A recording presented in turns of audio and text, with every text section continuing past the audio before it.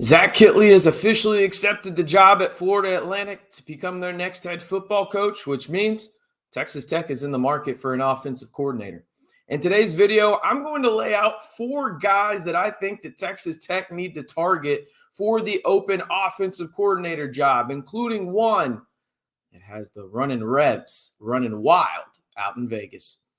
Hey, how's it going, everybody? It's RC Maxfield here for the Back to 12 podcast. If you haven't already, be sure to like the video, hit that subscribe button, and turn on that notification bell for 100% free Texas Tech content all year long. We have instant reaction when anything is dropping. As soon as we heard Zach Kittley was going to be the Florida Atlantic head coach, we had a video out within 15 minutes. No other Texas Tech YouTube channel is doing that. So if you want to join the most interactive group and the largest group of Texas Tech fans on YouTube, simply like video, hit that subscribe button, and turn on that notification bell. And damn it, you know we're getting interactive here. You tell me, who do you want Texas Tech and Joey McGuire to hire as the new offensive coordinator? Again, I'm going to give you 4 offensive coordinators I think Texas Tech would do well in terms of signing, or I guess hiring, because I think these guys bring some intangibles, not only from a leadership perspective, but from a scheme perspective that I really like, and we'll talk about their stats. But let me know who you want Texas Tech to hire as the next OC for the football program down on the pinned comment below. All right, without further ado, let's jump into this. And I will say this. I think there's a couple of guys that we need to discuss in terms of, I think they're highly unlikely, but maybe Texas Tech reaches out in terms of one of these names early on to gauge interest, and then another one if they swing and miss at a couple guys.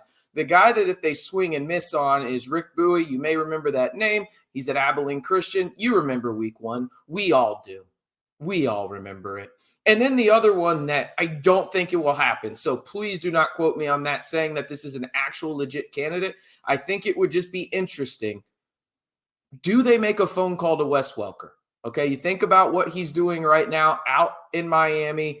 He's the wide receiver / passing game specialist there. He's never going to have an opportunity to call plays specifically there with the Dolphins because of Mike McDaniels. Does he want to come back to his alma mater, call plays, and think of the impact he could potentially have from the NFL side of things in knowing what it's like to be a pro, and a pretty damn good one at that?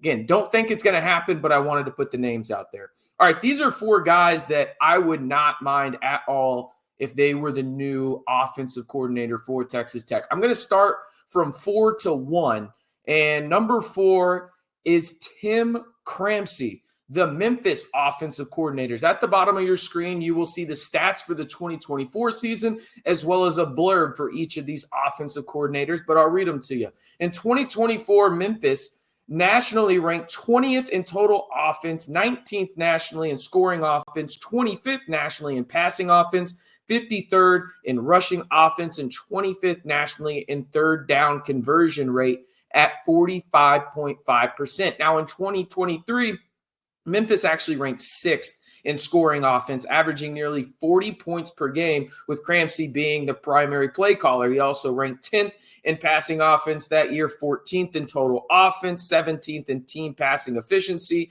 and completion percentage. His efforts actually got him on as a Bryles Award nominee, which is given to the best assistant coach in the nation. He's that kind of guy. Okay, he's coached at Marshall. He has some Texas ties during his time down at Sam Houston State. He's coached at Nevada, Montana State, Florida International, as well as New Hampshire. He is a guy that has a very unique offense, and one that has worked really, really well in the American for the Tigers. Does that translate in terms of the balanced attack that he runs to the Big 12? I think it would, and you see some of these guys that they've helped develop there at Memphis. They've had some bona fide stars in the past, right? I think the offense would translate, and he's interesting because he's a little bit older. Would he just want to go to the Power 5 ranks and make a jump? I'm not too sure, but I do think that there should be some interest there. And again, I would personally like to hire if he was the guy. And again, I want to preface this. These are guys that I think Texas Tech should reach out to. Are these going to be the guys they reach out to? We don't know quite yet. We'll have more names, but I do want to preface that. I think Texas Tech would be wise to reach out to these guys. All right, the next one will move down to New Orleans. and we will discuss the Tulane offensive coordinator in Joe. Excuse me. My goodness, Joe. My bad. Joe Krack. 35th nationally in total offense, 6th nationally in scoring offense, just a point shy of 40 points per game down there for the Green Wave. Now, 81st nationally in passing offense, but they made up for it in the rushing aspect where they were 12th nationally in rushing the football, averaging over 212 yards per game. They were also 2nd nationally in third down conversion rate, were the Green Waves, down in 2024. Now, in 2023, he helped Troy. Remember, this is the first year of that tenure at Tulane. They came from Troy, and who knows, they may only be at Tulane for 1 year with how good of a job they did.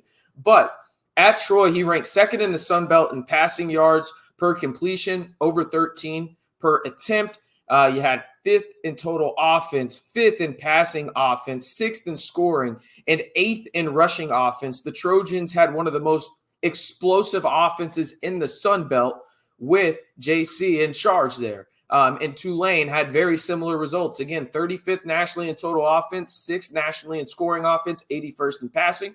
Not great there, but they made up for it with rushing the football really well and also converting on the money down, i.e. third downs. He's interesting in terms of the concept. It's very spread-oriented. It's obviously fixated more on the run. You think about Tulane over the past couple of years. You had the Tajay Spearses of the world, obviously before this regime. But if you look at Troy, you had Vidal, who was a 6th-round pick by the Chargers, and in that J.K. Dobbins role now that J.K. Dobbins is injured, he was a Troy running back. He was the guy that really got this offense going, and it's running back-centric and play action pass oriented. And I think Texas Tech would benefit from that, specifically Behren Morton. All right, before we get into the top two, and full transparency, it's 1A, 1B for me. I want to ask you one more time, be sure to like the video, hit that subscribe button, and turn on that notification bell. We're on our way to 11,000. We've done a great job getting there almost. I think we can get there by the end of the year, though. With how many videos we're putting out, I don't know why you wouldn't want to subscribe. It's 100% free, 100% authentic and honest Texas Tech takes, and we have the breaking news and the coverage that you want in a friendly environment where you can put your opinion in the comments section. That's what we want here, right? We want everybody to be valued and feel like it's a safe space to actually say their opinions on Texas Tech athletics, and we've cultivated that here on the Back to 12 podcast. So if that's something you want to be a part of, 3 simple steps to join the Back to 12 squad. Like the video, hit that subscribe button, and turn on that notification bell. All right, again, 1B, 1A type situation, right, with these two guys. I'll start with the 1B. Excuse me. Mack Leftwich, Texas State offensive coordinator. These numbers are absolutely crazy, and Klein has done a phenomenal job down there in San Marcos as the head coach, but Mack is the guy calling the plays for Texas State. 6th nationally in total offense in 2024, 11th nationally in scoring offense, 29th nationally in passing offense, 16th nationally in rushing offense, 21st nationally in third down conversion rate, almost 46%. In 2023, the Bobcats averaged 36.7 points. So again, they've improved, albeit by half a point, in the 2nd year of this system down there at Texas State. That was an FBS program record in terms of the amount of points that they scored. They obviously broke it this year. But in his time at Texas State, he has established a modified spread is probably the best way to describe it. I don't know any other way. Maybe somebody can help me out with that, but I would describe it as a modified spread that is very high tempo oriented. And that is something that I think a guy like Behren Morton and Will Hammond would thrive in, regardless of who QB1 is going to be next year for Texas Tech. I think in a system like that, they would absolutely thrive because we saw what Behren Morton is best at, right? When there is tempo, that is when Behren Morton is good. Like it or not, it's the reality of it. So why not bring in a modified spread? Again, my kind of words in terms of, I don't know if that's what they call it, but watching the film, that's how I would describe it. Modified spread. I don't think it's technically a spread, but whatever. Y'all get the point. He has a high tempo approach, and that's what's appealing to me in terms of he's proven, he's played in Texas in terms of the college ranks at UTEP. He has Texas ties, and you know that there is connection in terms of Joey McGuire and how he feels about guys at Texas State, UTSA, and the ties that he has to those programs after being a Texas high school football coach. The guy that I'm probably most excited about, and this is the 1A for me, okay? This is the guy I want most. It's Brennan Marion, the architect of the innovative go-go offense. The running reps, right? That's not just a basketball thing anymore. They were running out in Vegas. 29th nationally in total offense, 434 yards per game. 7th nationally in scoring offense, just under 39 points per game. Now 117th nationally in passing offense, less than 180 yards per game, 179.9. 4th nationally in running the football, though, averaging 254.1 yards per game rushing, and they were 48th nationally in third down conversion rate. He was the Mountain West Wire Coordinator of the Year honors and being a nominee for the prestigious Broyles Award in just his first season at UNLV with Barry Odom out there in the desert. In 2023, they set a school record with 6 games of 40-plus points, including 4 consecutive, and they scored at least 24 points in a school record 10 games that year. Tied with Oregon and Old Dominion last year in 2023 in terms of touchdown drives under a minute with 11. So it's go-go, right? Like it's up-tempo. And what did we just talk about with Baron Morton? He likes tempo. And now I'm not saying you need to make this hire strictly on Baron Morton. He's got 1 year of eligibility left.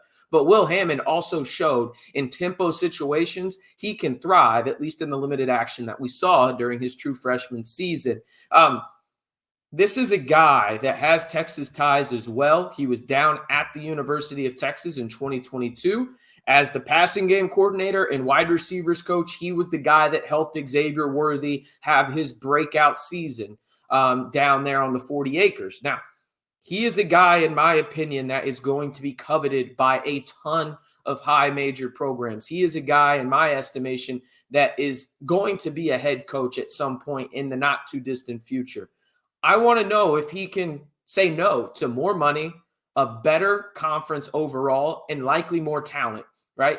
Is it going to be hard to get him? Yeah, probably. But I'm going to try and make an offer to see if he can say no, because I think him in the offensive coordinator position for Texas Tech could really revamp this offense and get guys into a position to succeed and really throw a curveball at a lot of defenses in the Big 12 and put Texas Tech on their toes and put defenses on their heels in this go-go offense that he was the architect of innovating.